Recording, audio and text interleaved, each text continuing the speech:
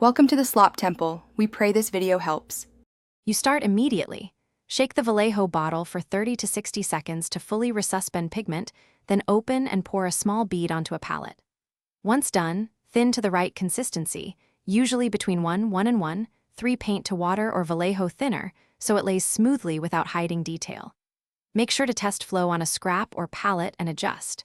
You want a milky, slightly translucent coat for good control and layering. You apply the paint in thin, purposeful layers, brushing in the direction of detail, and letting each coat dry for 5 to 15 minutes depending on how much you laid down. Once a base is set, feather edges with a damp brush and use glaze mixes to build smooth transitions and depth without obscuring sculpted detail.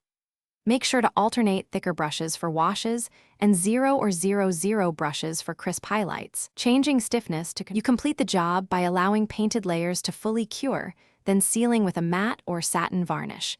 Wait 24 to 48 hours for best adhesion.